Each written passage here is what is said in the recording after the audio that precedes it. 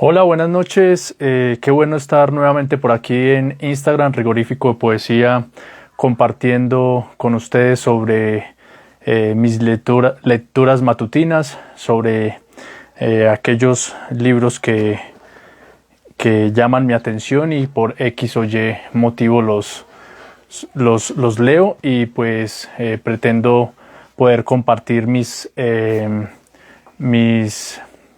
impresiones en cuanto al libro.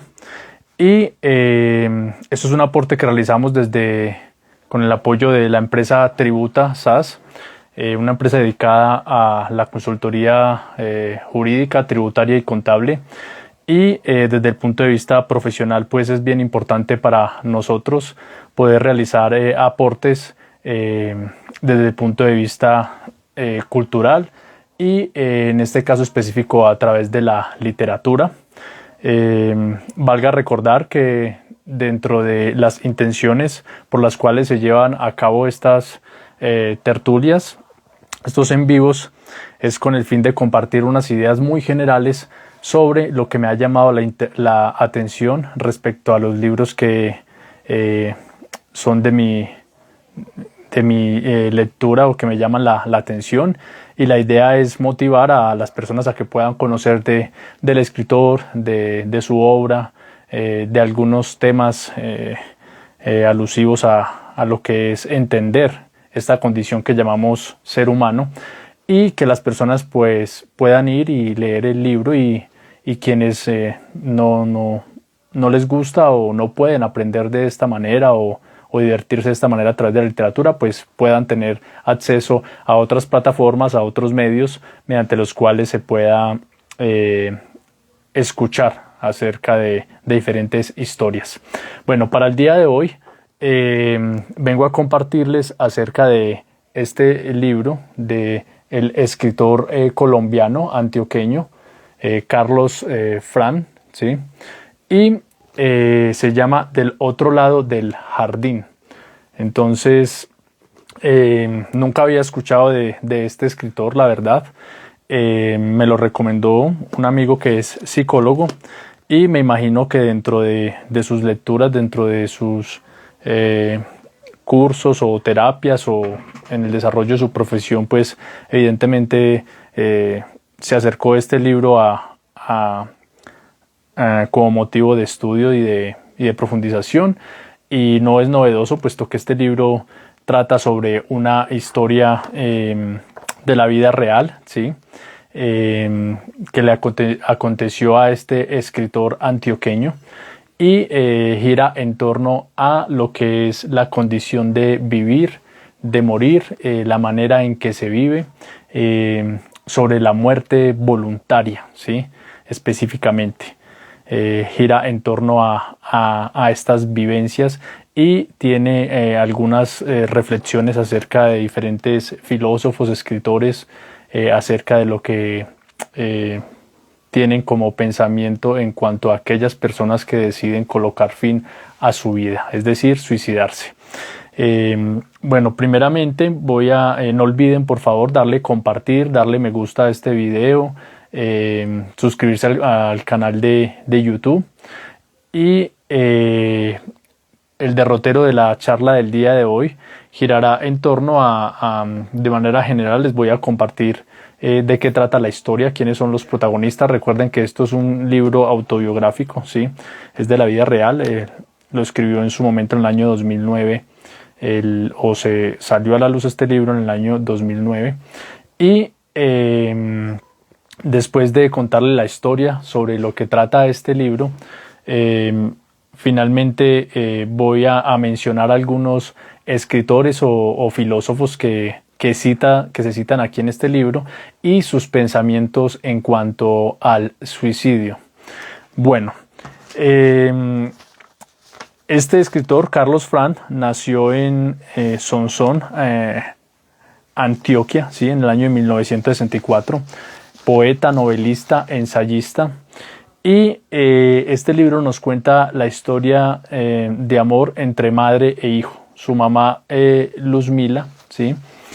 Y dos hermanos, Carlos, el escritor, y su hermano Iván, El papá de Carlos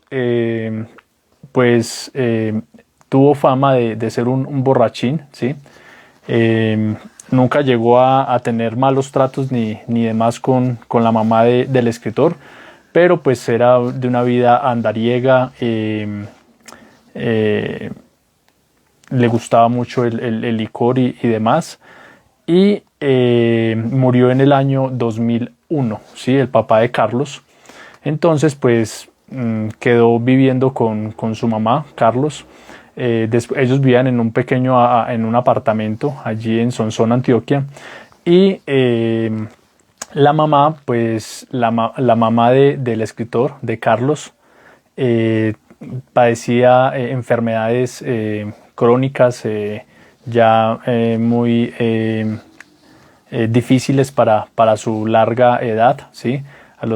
Ella murió a los 82 años, y a su vez la mamá de la madre del escritor en su momento murió de cáncer de piel a los 85 años, y la mamá de Carlos, Luzmila, la señora Luzmila,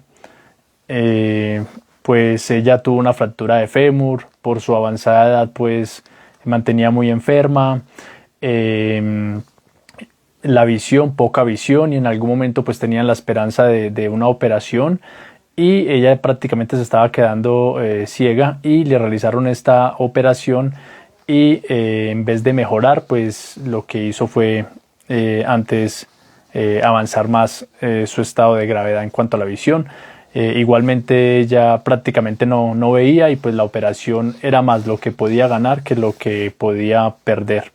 Carlos, un profesor de literatura en un colegio, ¿sí? 3 seres vivían en este apartamento: Carlos, su mamá Luzmila, y tenían una mascota que se llamaba Bambino, un perro que duró aproximadamente como 15 años al lado de Carlos. Entonces se pueden imaginar el acercamiento y la afectividad que había con este canino. Bueno, entonces Luzmila, a pesar de haber sido, estamos hablando de la época del año 2008, que fue la época en que murió la mamá de Carlos, o que a causa de suicidio pues ella decidió colocar fin a su vida, asistido por su hijo Carlos, ¿sí? Y esto ocurrió el 20 de octubre del 2007. Entonces se relata que Luzmila, a pesar de tener una creencia religiosa judío-cristiana, ella, sin embargo, era liberal y abierta en ciertos temas, como por ejemplo el aborto en algunos casos, el homosexualismo, la anticoncepción. A pesar de tener unas creencias cristianas, judío-cristianas, del catolicismo, y pues tener 82 años, que fue hasta el momento en que ella vivió, pues era de una mente abierta. Y su hijo, pues un poeta, escritor, novelista, ensayista, muy dado a la literatura, a la filosofía. Entonces durante mucho tiempo ellos estuvieron conversando acerca de los padecimientos, de que si era digno de que un ser humano, después de llegar a cierto momento de su vida a padecer ciertas enfermedades incurables, crónicas, si valía la pena seguir viviendo. Nunca utilizaron dentro de la jerga, dentro de su vocabulario, la palabra suicidio, pero muchas veces la mamá de Carlos decía como: ay, ¿hasta cuándo Dios se va a acordar de mí? Carlos se iba para el colegio a dictar sus clases de literatura, y en muchas ocasiones pues se daba cuenta que su mamá quedaba sollozando en la casa. A veces ocultaba como el tema de las enfermedades por no hacer sentir mal a su hijo, que éste se compadeciera de ella. Entonces era una persona que sufría bastante.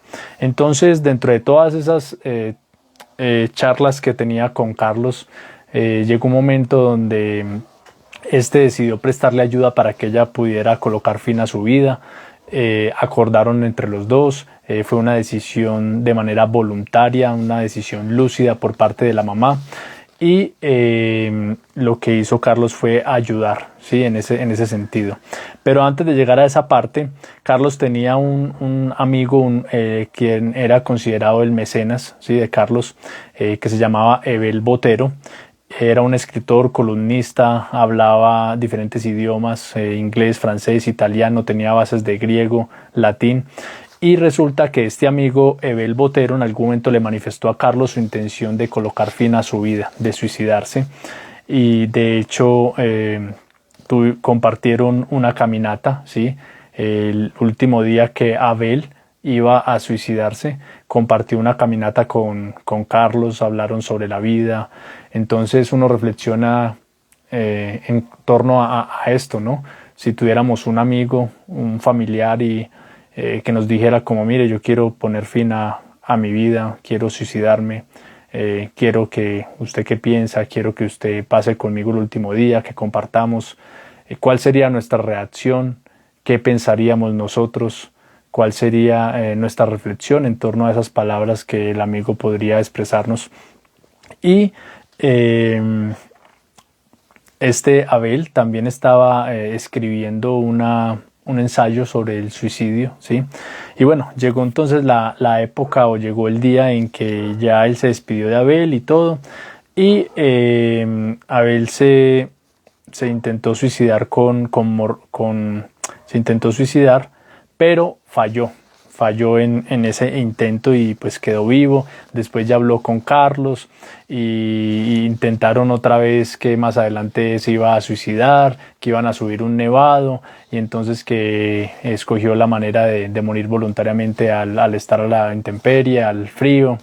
Y bueno, pero finalmente pues no se dieron esas circunstancias y Abel murió fue de una enfermedad natural, ¿sí? No se suicidó. Bueno, después Carlos más adelante lo que hizo fue acordar con su mamá, ¿no? Carlos en ese momento tenía 43 años de edad y llegó el momento en que ya él salió del colegio. Ese día no fue a dar no fue a dar clases, salió más temprano, llegó al apartamento, estaba su hermano Iván y como si nada, entonces se despidió de Iván, sabía que ese era el último día de su mamá.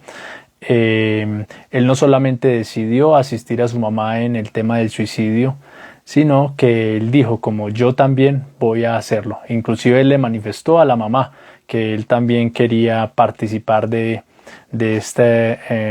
estos somníferos y de esta morfina, que era el medio escogido para poder dar fin a la vida.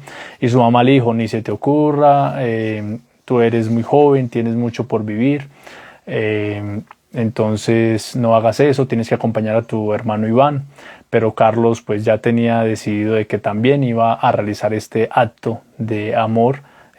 Realmente era una relación muy cercana con su mamá. Le dolía también mucho el dejar a su perro, a Bambino, con el cual había compartido 15 años.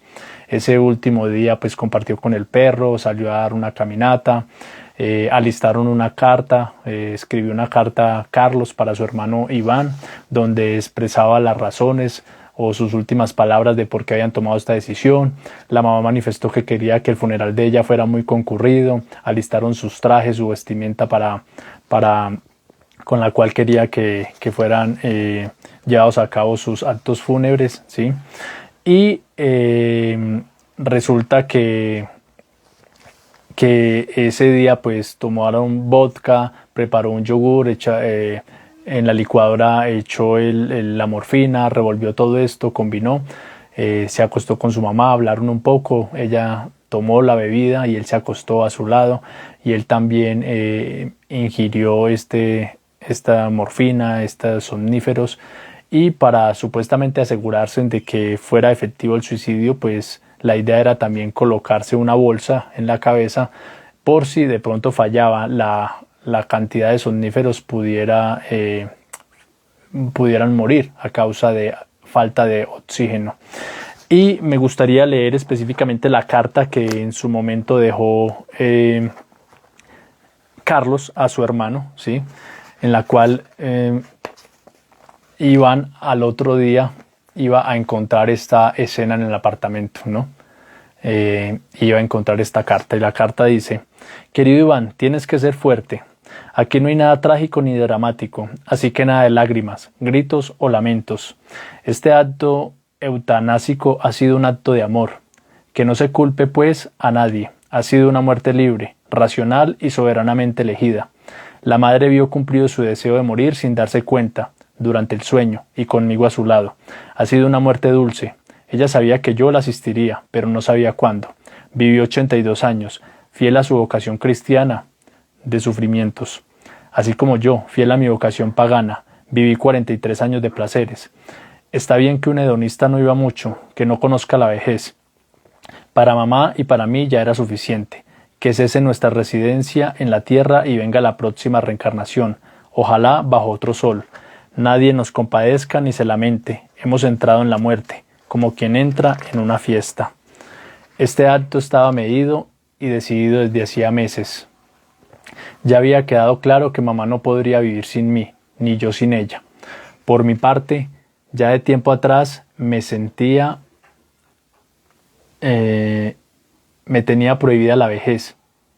Hay que esperar a decaer para consistir en irse. Prefiero partir ya, sin haber conocido ni el sufrimiento físico, ni la enfermedad, ni la mutilación, ni la violencia, ni el presidio, ni la miseria, ni la tortura, ni la decrepitud, y sin quedarme a esperar una muerte vil o dolorosa. Pienso como Sófocles, que nadie puede llamarse feliz sin haber llegado al término de su vida sin haber sufrido. Y como Cioran, creo que la muerte no es más que el cese de una anomalía y que el verdadero revolucionario es aquel que pone entredicho la obligación de existir. En fin, no más filosofía y mejor algunas instrucciones prácticas. La causa de nuestro fallecimiento fue una sobredosis de somníferos y morfina. En mi caso, también tomé vodka. La bolsa plástica es solo un aditamento para estar seguro en un 100% de no fallar. No hay sensación de asfixia ya que uno está dormido. No haría falta, pues, una autopsia. Pero si la quieren hacer, que la hagan. No nos importa. Desearíamos ser cremados, pero si no se puede, no nos importa. No queremos salas de velación. No queremos ser exhibidos. Que se nos recuerde cómo éramos vivos. Queremos que el funeral sea hoy mismo. Ya está pago por completo. Puede haber servicio religioso. Para mamá era importante, y aunque yo soy ateo, no me importa. Como dijo Pessoa, no tengo preferencias para cuando ya no pueda tener preferencias. Antes que nada, debe Iván hacer unas llamadas. Llame a Fanny, que es muy querida y servicial. También debe llamar a la funeraria y dar la dirección de la casa. Diga que está reportando la muerte de 2 beneficiarios. Lo mejor para el perrito es la eutanasia. Yo no fui capaz, ni me sentí con derecho a propiciarla. Además, usted fue quien lo consiguió. Todo lo que le queda en la casa es suyo. Cuando se vea con mi amigo Carlos Bauer, entrégale los libros y también los cuadros. Para él tienen un gran valor. Dígale que le mando un gran beso en el corazón. Hermano, no tiene por qué sentirse culpable. De todos modos, íbamos a hacerlo. Ojalá y encuentre quien le tienda la mano. Bueno, abrazos y besos de mamá y míos también. Carlos. Bueno, entonces esa fue la carta que le dejó Carlos a su hermano Iván, pero resulta que falló el intento de suicidio de Carlos. El de la mamá pudo llegar a, entre comillas, feliz término, pero Carlos, debido al vodka y debido a que no alcanzó a colocarse bien la bolsa y demás, pues él no falleció. Y al otro día, pues Iván, el hermano, llegó y vio esta dantesca escena. Empezó a gritar, bueno, llamaron a la policía, todo este tema. Y después lo que pasó fue que la Fiscalía General de la Nación imputó, ¿sí?, cargos a Carlos por homicidio agravado, ¿sí? Entonces, aquí en Colombia, pues, también está penalizado algo que se conoce como ayuda, ¿sí?, inducción y ayuda al suicidio. La diferencia es, pues, que en el homicidio agravado, y cuando hablamos de homicidio hay diferencias, ¿no? Homicidio simple y homicidio agravado. Homicidio agravado, como lo dice el término, es porque tiene una mayor carga punitiva, ¿sí?, una mayor pena por ser, en este caso, su mamá, ¿sí? La mamá de Carlos. Entonces, por eso es un homicidio agravado y por lo tanto la legislación penal colombiana condena a ello con más severidad, ¿sí? Por otro lado, también está tipificado en el Código Penal colombiano aquella conducta en la cual alguna persona ayude o induzca y ayude a otro al suicidio. Ese también tiene una carga punitiva, pero la prisión es mucho menor. En el caso de homicidio agravado, la pena va entre 33 y 50 años de prisión, mientras que en el delito de inducción o ayuda al suicidio, esta va entre 2 a 5 años de prisión. Entonces, resulta que finalmente pues estuvo en una clínica Carlos, se dio cuenta que no se suicidó, finalmente pues fue trasladado a la cárcel y durante todo este proceso, ya se vino un proceso penal, pues esto duró 5 meses, ¿sí? Estuvo en prisión, estamos hablando del año 2008, ¿sí? Estuvo en prisión exactamente 16 meses de prisión, ¿sí? Y 16 o 5 meses, no recuerdo bien en este momento, pero no fueron menos de 5.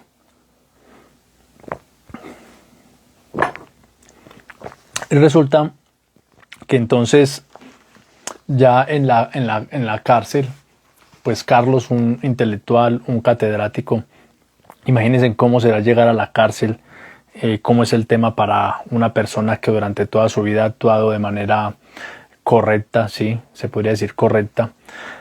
Y bueno, se dio entonces la primera, allí recibió cartas de diferentes asociaciones, era muy conocido Carlos en el ámbito intelectual, de escritores, inclusive en algún momento recibió una llamada del magistrado, de quien en su momento fue magistrado y presidente de la Corte Constitucional y que fue un gran defensor de la eutanasia, ¿no? Que en el año 1997 despenalizó la eutanasia bajo ciertas características. Y ustedes recordarán Carlos Gaviria Díaz, de quien hemos hablado aquí en este canal de Rigorífico Poesía, un gran escritor, filósofo, abogado y demás. Bueno, entonces después de cruzar cartas con amigos, se reunieron varios amigos, familiares, recolectaron dinero, inclusive el escritor Héctor Abad Faciolince fue quien propició, sirvió de medio para conseguir uno de los 2 abogados que asistieron en todo este proceso judicial a Carlos. Y bueno, se empezaron a debatir. En esta primera instancia, ante el juez, el Ministerio Público, que ustedes sabrán que el Ministerio Público, pues en este caso la Procuraduría, pues es un órgano estatal que en los juicios penales tiene el deber de estar allí, asistir a estos procesos penales y manifestar su posición respecto al proceso judicial que se está llevando a cabo. Su manifestación no es vinculante para el juez. Sin embargo, pues muy importante, y este funcionario del Ministerio Público está allí para velar porque se cumpla el debido proceso, ¿sí?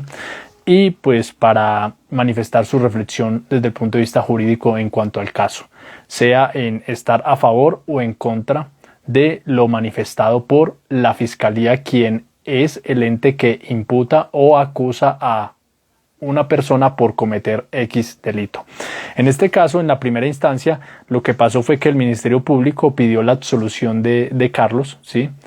Y la Fiscalía pues estaba acusando a Carlos por homicidio agravado y la pena iba entre 33 y 50 años de prisión. El juez finalmente tomó la decisión de absolver a Carlos de homicidio agravado, pero en su y manifestó el juez que si se quisiera encasillar dentro de alguna conducta punible a Carlos por lo que pasó con su madre, debería ser por el delito de inducción y ayuda al suicidio, que este va por una pena contempla una pena entre 2 a 5 años de prisión.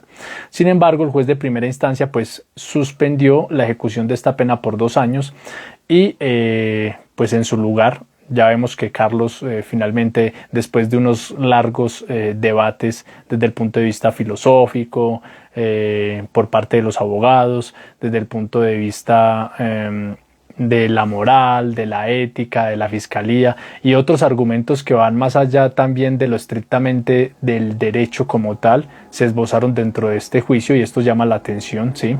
Y allí es donde uno reflexiona qué es vinculante y qué no es vinculante dentro de un juicio, ¿no? Por más que se puedan hacer elucubraciones desde el punto de vista ético, moral, filosófico y demás, pero muy interesante todos estos debates. Y finalmente esa decisión en primera instancia el 22 de octubre del 2007, pues absolvió a Carlos y en su lugar lo condenó, fue por el delito de inducción y ayuda al suicidio, y la pena iba entre 2 a 5 años. Para la sorpresa de Carlos y de sus abogados, pues la fiscalía apeló, ¿sí? Quiere decir que esta decisión de primera instancia del juez iba a ser de conocimiento del superior del juez, que en este caso era el Tribunal Superior de Medellín, y en este caso pues ya iban a decidir 3 magistrados, ¿sí? A resolver ese recurso, esa apelación. Y esta audiencia se llevó a cabo el 14 de julio del 2008 y el tribunal, palabras más, palabras menos, lo que manifestó es que la prueba aportada al proceso por parte de la fiscalía, y recordemos que la prueba que utilizó la fiscalía fue la misma carta que dejó Carlos a su hermano Iván, y lo que manifestó el tribunal es que esta prueba aportada al proceso por parte de la fiscalía no iría en torno o sería suficiente o sólida para que se pudiera imputar el cargo de delito de homicidio agravado, y que en su defecto lo que cabría es el delito de inducción y ayuda al suicidio. Sin embargo, el tribunal manifestó que el juez de primera instancia cometió un error, sí, muy importante, y tuvo un yerro en el sentido de que olvidó el juez de primera instancia que el delito de inducción o ayuda al suicidio requiere querella de parte, es decir, no puede ser de oficio por parte de la fiscalía el acusar e imputar y el llevar a cabo una investigación por este delito. Debe haber alguien que establezca la denuncia, que interponga la querella, ¿sí? Y en este caso de Carlos pues no se dio ello. Por lo tanto, entonces el tribunal manifestó, y en caso de que se hubiera iniciado el proceso por querella, debía precluirse el proceso, ¿sí? Porque la fiscalía pues imputó o trató de imputar un delito por el cual no había una conexión sólida con las pruebas. Entonces, como no hubo una querella de parte, el proceso, entre comillas, se cae, y desde el punto de vista jurídico, el tribunal lo que hizo fue ordenar la preclusión de este juicio y ordenar la libertad y la absolución por parte de Carlos. Entonces revocó el fallo de primera instancia. Y recordemos que el fallo de primera instancia había decretado como tal el delito de inducción o ayuda al suicidio. Entonces esos fueron los escenarios. Pasaron aproximadamente unos 5 meses de este proceso, entre 5 y 16 meses, no recuerdo bien los términos en este momento. Y bueno, aquí antes de la cita final con la que quiero terminar, hay algo bien interesante en este libro, y es que se hace un recorrido por algunos de los filósofos más importantes de la antigüedad y de la modernidad en torno al suicidio. Y esto lo hizo Carlos en honor a su amigo Ebel, ¿sí? Y vamos a ver cuáles eran los pensamientos de algunos de estos filósofos y demás. Obviamente la mayoría de los pensamientos plasmados en este libro en torno al suicidio van en torno a defender, ¿sí? Y apoyar que una persona pueda tomar la decisión de poner fin a su vida, ¿sí? Bueno, se habla, por ejemplo, aquí de las tribus bárbaras del norte. Estos apoyaban el suicidio, de hecho lo que lo hacían era saltando al mar desde altas rocas. Se hace un recorrido por los etíopes. Estos se ataban a toros salvajes para colocar fin a su vida. Los indios Aymara de Bolivia, cuando ya había un anciano moribundo dentro del clan, dentro de la familia, dentro de la tribu, su familia ayudaba para que éste pudiera fallecer, ¿sí? Ya que si esta persona pues estaba muy enfermo, muy moribundo, estaba en etapa de estar moribundo, lo ayudaban a no darle alimentos ni agua para que éste falleciera. Se habla de los guerreros daneses, ¿sí? A quienes les parecía indigno morir de vejez en la cama o por enfermedad, entonces pues se suicidaban. En la antigua India, en el río Ganges, se llevaban a los enfermos incurables y lo que se hacía era llenar su nariz y su boca con barro para que murieran ahogados. En Japón también pues practicado el Shinju, que tiene que ver con el suicidio de dos personas, o el famoso harakiri, ¿no? Que es más que todo con los guerreros que asimismo pues se clavaban un puñal y se salían sus entrañas, ¿no? También, por ejemplo, los griegos, de hecho los griegos fueron los que inventaron el término de eutanasia, lo cual significa buena muerte. En la época de Platón, sin embargo, pues había tabús en cuanto a la muerte voluntaria. Enterraban al suicida fuera de la ciudad, ¿sí? Era indigno de poder estar en los sepulcros de las personas que habían muerto de manera natural, ¿sí? Los enterraban fuera de la ciudad, inclusive solos, apartados de otros difuntos. Les cortaban la mano derecha y la enterraban aparte. La familia quedaba en deshonra, perdían el derecho de ciudadanía y bajo algunas circunstancias se respaldaba el suicidio si existían motivos nobles. Entonces me llama la atención, ¿no? ¿Quién establecía que había un motivo noble? ¿Por qué un tercero tiene que establecer si hay un motivo noble para que alguien se suicide o no? Y me llama la atención una cita que quiero compartirles al respecto. En la página 146, donde dice, en cuanto a,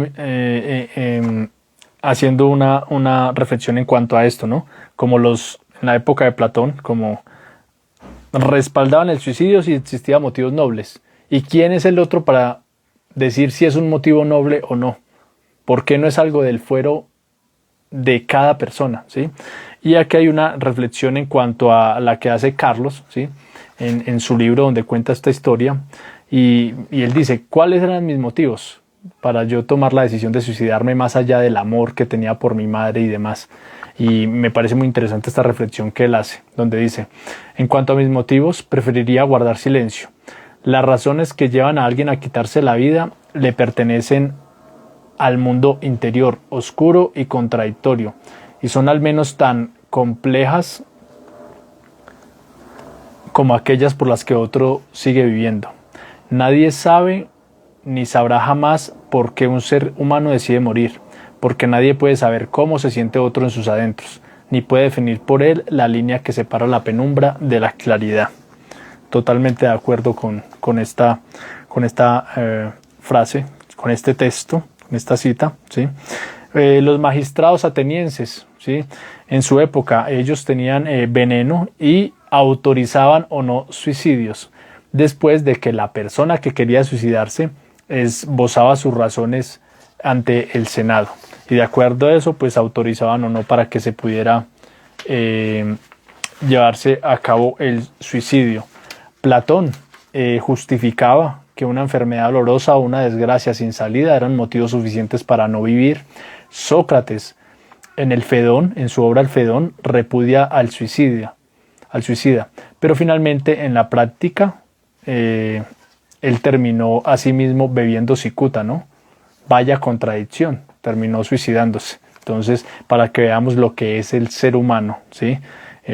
en algún momento de la vida pensamos una cosa, sentimos una cosa, y en otro momento de la vida pensamos otra o sentimos de otra manera o actuamos de otra manera, y eso está bien porque somos seres cambiantes, ¿sí? Aristóteles se oponía al suicidio, por ejemplo.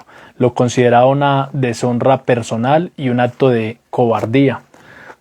Decía lo siguiente a Aristóteles: morir para huir de la pobreza o del amor o de algo doloroso no es propio del valiente, sino más bien del cobarde, porque es blandura rehuir lo que es penoso. Y no sufre la muerte del suicida por ser noble, sino por rehuir un mal, ¿sí? Los estoicos y los epicúreos aprobaban el suicidio. De hecho, pues les era indiferente el tema de la vida o la muerte. Ellos tenían un pensamiento, o tienen un pensamiento mucho más desarraigado de estos sentimentalismos y demás que normalmente el ser humano suele acudir, ¿sí? A irse a los extremos, ya sea la felicidad o la tristeza. Estos tratan más de ser de un tema desde un punto de vista neutro y demás. De hecho, los pilares de los estoicos tienen que ver con honor y la libertad, ¿sí? Y Séneca, de hecho, en Cartas a Lucilio, invita a pensar en la calidad de la vida, más no en su duración. Entonces no es lo mismo vivir 60 años, ¿sí?, de X forma, bajo ciertas circunstancias, a vivir 20, ¿sí? Y lo que invita a Séneca es a pensar más en la calidad de vida, en la dignidad de la vida, más no en la duración. En el derecho romano se penaba o se condenaba solo el suicidio si era irracional, ¿sí? Entonces aquí también la reflexión: ¿y quién era X persona para decir si es racional o no el suicidio? Era admitido en algunos casos el suicidio si éste estaba motivado, por ejemplo, en argumentos como el hastío de vivir, un sufrimiento insoportable, una enfermedad intolerable, ¿sí? Y básicamente ese era como el pensamiento en el derecho romano, ¿sí? Y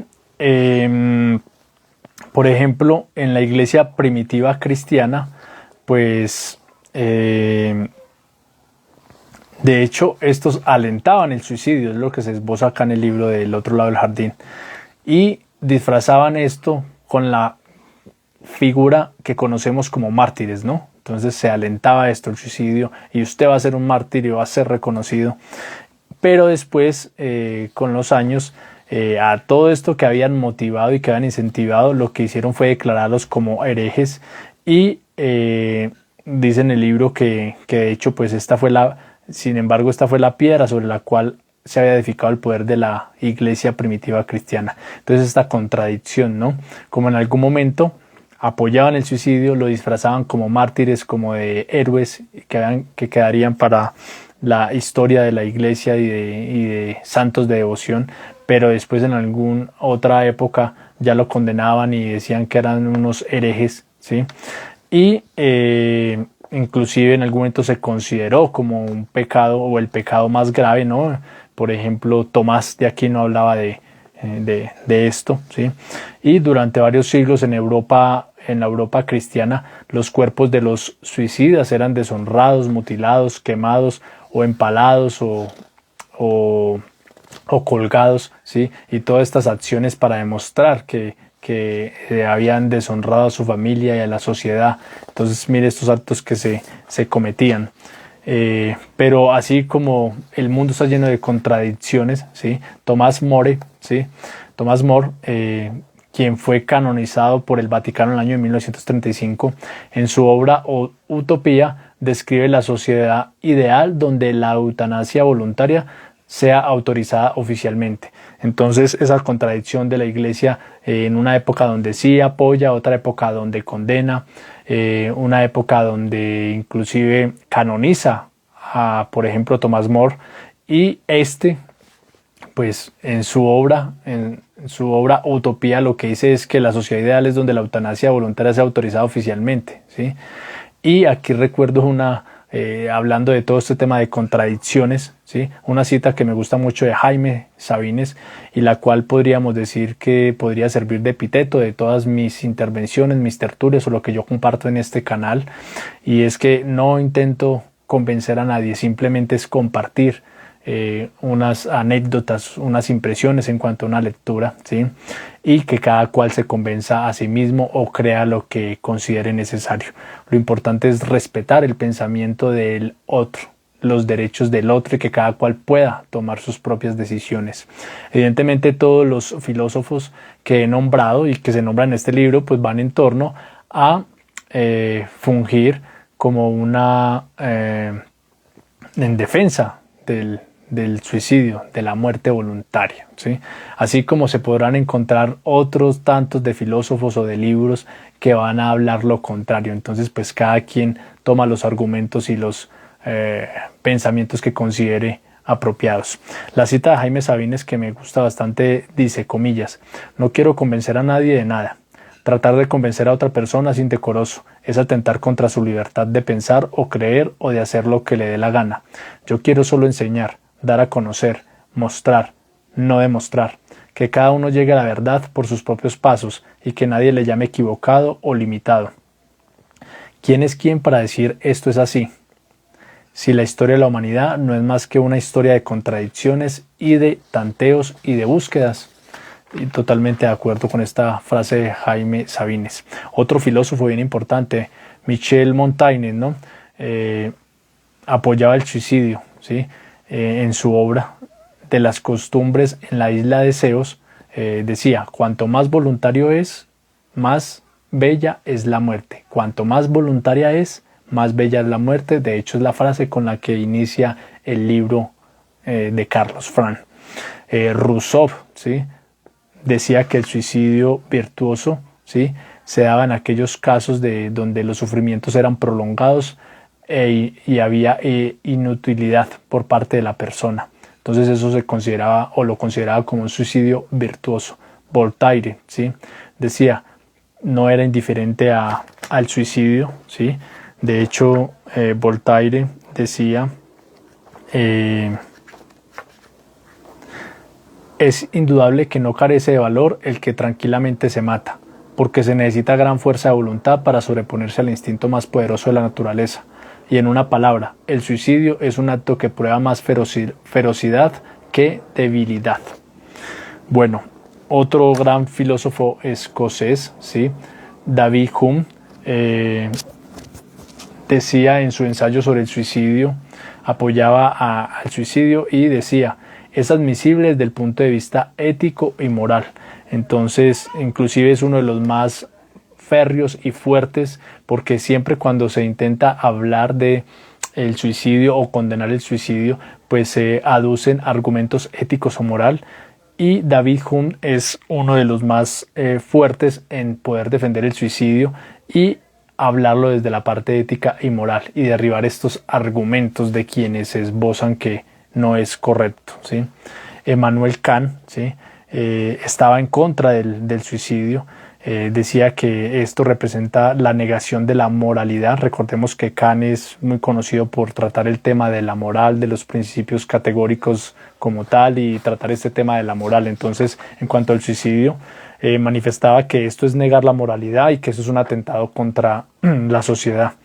Y Kant decía: el derecho, ¿sí?, o sea, el derecho como tal no debe intervenir en el suicidio, ¿sí?, pues el derecho debe decidir lo que es justo e injusto en los deberes para con los demás, no en el ámbito de los deberes para con uno mismo. Entonces, muy importante esa reflexión en cuanto al derecho, ¿no? Schopenhauer, ¿no?, apoyaba el suicidio. Decía: no hay nada en el mundo sobre lo que cada hombre tenga título más inexpugnable que sobre su propia vida o persona. Nietzsche decía que bajo ciertas circunstancias es inconveniente vivir por más tiempo. Comillas: morir orgullosamente cuando ya no sea posible vivir con orgullo. Y bueno, estas son reflexiones en torno de diferentes filósofos muy conocidos, antiguos y contemporáneos, en cuanto al tema del suicidio. Y ya para terminar, quiero leer la parte de un texto que cita Carlos Fran, del escritor español Juan Ramón Jiménez, de su libro El viaje definitivo, de su obra El viaje definitivo, donde dice: y yo miré, y se quedarán los pájaros cantando, y se quedará mi huerto con su verde árbol y con su pozo blanco. Todas las tardes el cielo será azul y plácido, y tocarán, como esta tarde están tocando las campanas del campanario. Se morirán aquellos que me amaron, y el pueblo se hará nuevo cada año, y en el rincón aquel de mi huerto florido y encalado mi espíritu errará, nostálgico. Y yo miré, y estaré solo, sin hogar, sin árbol verde, sin pozo blanco, sin cielo azul y plácido, y se quedarán los pájaros cantando. Y este escrito pues va muy bien con la portada del libro, ¿sí? Donde vemos una jaula, unos pájaros, y en el final del libro pues Carlos regresa a Sonsón, a Antioquia, va a la casa donde él creció con su hermano, con su familia. Hay un jardín, y por eso pues se infiere que él toma el título de allí y la portada para acompañar este libro. Y bueno, ¿cuáles son sus pensamientos en cuanto al suicidio? ¿Qué les parece esta historia? ¿Qué les parecen estos pensamientos de los diferentes filósofos que he nombrado? Como he dicho durante la charla, pues cada cual puede tomar los argumentos que a bien considere. En este tertulia, obviamente en este libro, pues todos los argumentos, todos los filósofos que son bien famosos, son bien conocidos, pues todos los argumentos en su mayoría, en un 99%, van en torno a defender a que las personas puedan tomar la decisión de morir por voluntad propia. De hecho, yo me atrevería a decir que no es necesario que haya una enfermedad incurable, que haya una tragedia, ¿no? Pero si alguien desde el punto de vista filosófico decide que su vida debe llegar al fin, ¿sí? Y que no haya razón alguna, pues ¿quiénes son los demás? ¿Quiénes somos nosotros para impedir ello? ¿Sí? Entonces debemos avanzar más como sociedad en cuanto a estos temas. Y obviamente quienes apoyan o quienes están en contra tendrán sus argumentos, unos desde el punto de vista filosófico, académico, otros desde el punto de vista religioso, etcétera. Y pues todos serán muy válidos, que cada quien tome la decisión que corresponde oportuna. Algo que me llama la atención desde el punto de vista de la psicología es en qué momento, si una persona padece algún trastorno, alguna enfermedad, ¿sí? Y que uno pudiera reflexionar y decir, si hubiera recibido una ayuda profesional desde el punto de vista psicológico, psiquiátrico o de cualquier otra profesión, esta persona, ejemplo, no hubiera tomado la decisión de suicidarse. Entonces, ¿hasta qué punto se puede considerar que esto no sea una violación a la voluntad de suicidarse, ¿sí? Y que realmente la persona, entre comillas, está enajenada desde el punto de vista mental, ¿sí? O desde la salud, para no poder ser consciente de que la decisión que podría tomar de suicidarse es de manera libre, convencida y argumentada, sino que producto de un trastorno, de una enfermedad, pues de manera, entre comillas, engañada, ¿sí? O enajenada, tomó una decisión que quizás si hubiera recibido una atención profesional no hubiera tomado tal decisión. La pregunta es, ¿hasta qué punto esa ayuda profesional se puede medir en que no va a ir más allá de coartar la libertad de pensamiento o de convencimiento de la persona, ¿sí? Entonces, espero que les haya gustado este video, esta tertulia en cuanto a este libro de Carlos Fran, y puedan darle me gusta y compartir este video y suscribirse al canal de YouTube. Una feliz noche.